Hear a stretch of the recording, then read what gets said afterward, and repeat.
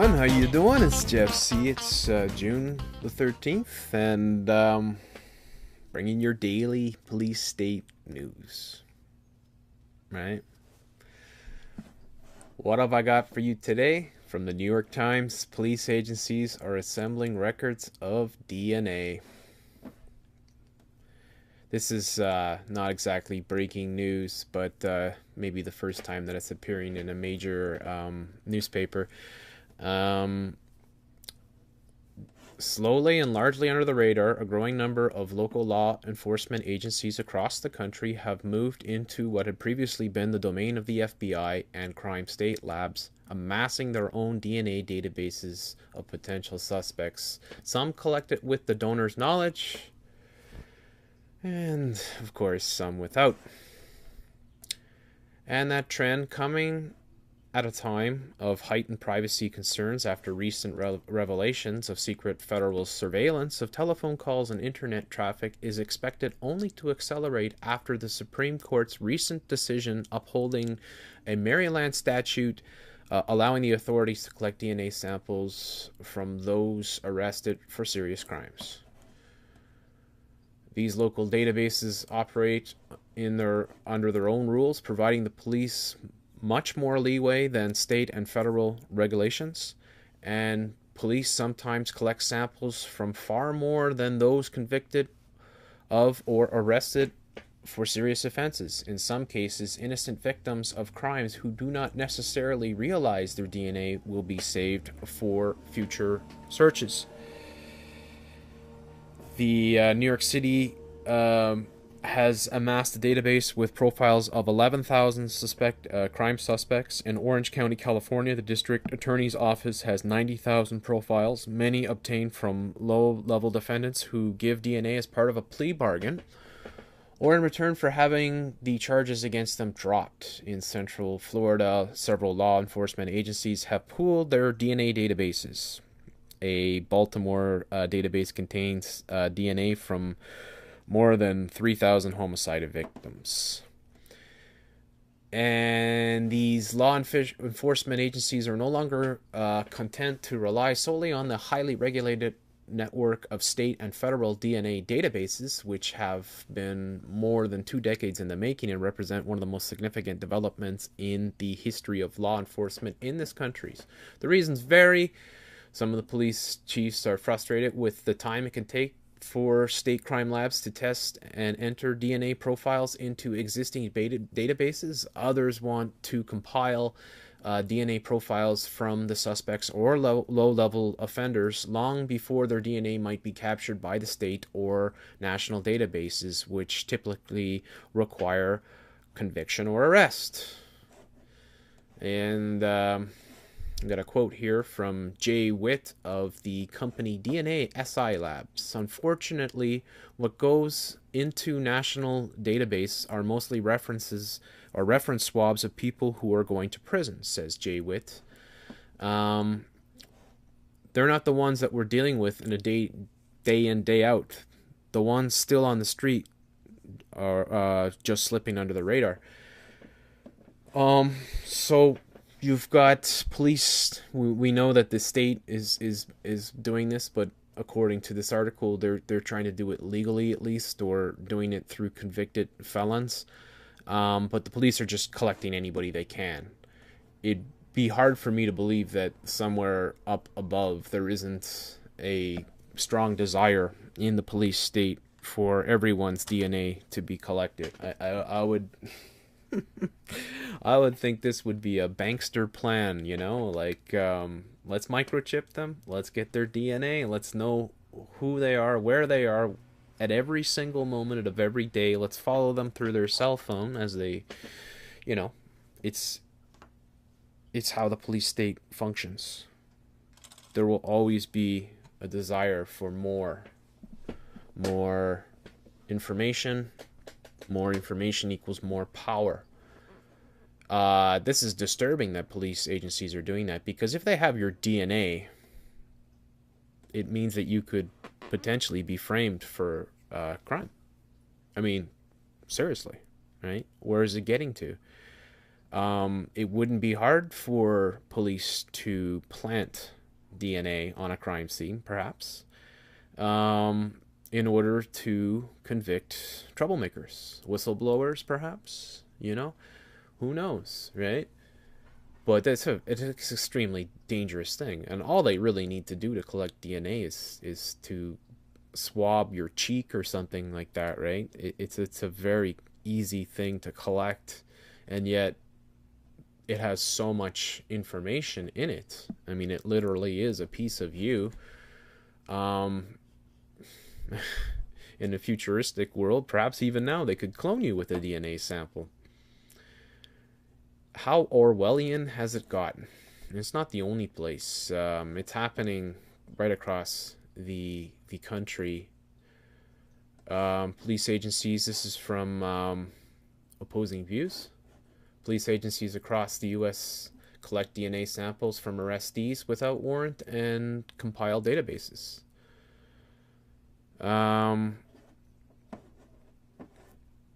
So they talk about the New York Times here. And some justices have argued about the practice violating the Fourth Amendment protection against unreasonable search.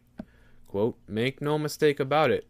Because of today's decision, your DNA can be taken and entered into a national database if you are ever arrested, rightly or wrongly, or for whatever reason." Justice Antonin Scalia wrote, "This will solve some extra crimes to be sure, but so would taking your DNA whenever you fly on an airplane." They're going to get to the point where they're just going to try to collect every single human being within the state, their DNA. And hopefully people are going to wake up to try and stop this. I mean, it's happening right across the country. In Tennessee, police say DNA a powerful tool to fight crime, right?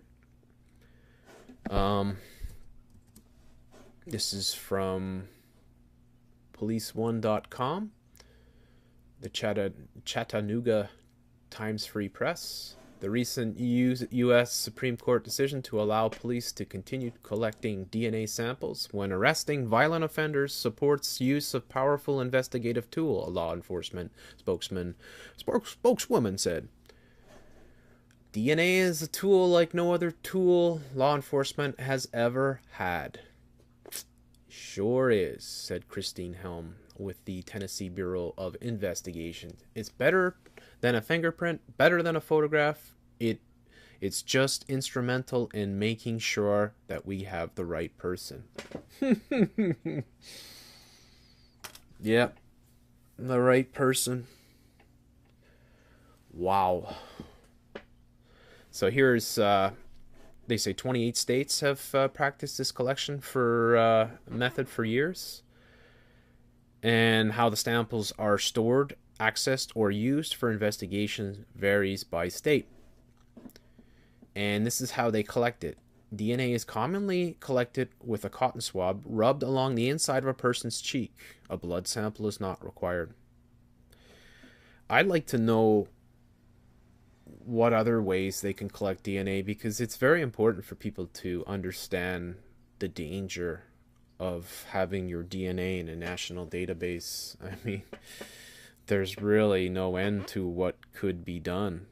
It would be very, very easy to plant, as I said, DNA into a crime scene, for instance, right? Also, DNA would reveal so many things about your genes, about, physically what you might be suffering from, what you might be allergic to, what, so many different things. I'm no biologist. I have no freaking clue about this shit, but it scares the bejesus out of me. So this is what's going on, and you can't be a surprise to anybody right now that this shit is going on. They're looking for all the tools that they can get. I mean, the science makes it scary. right? The ability to track and trace and follow and observe all citizens of the state, which of course now the state is much more just giant corporations and states only by name and borders drawn on a map. But I would have to believe that there is a overlord sort of program, or overlord seers, the shadow government, who would definitely would make this part of their plan, their one world government plan sort of thing, to have everyone's database, DNA database, or DNA sample, so that they can make this massive database and be able to use it, because it is extremely powerful. They mentioned fingerprints, and you think about it, well, what does a fingerprint have? Well, all the fingerprint has is that every fingerprint is different. It's like a snowflake. So if they get your prints and it matches with the prints forensic lifted from a crime scene, then you could be arrested or whatever, right?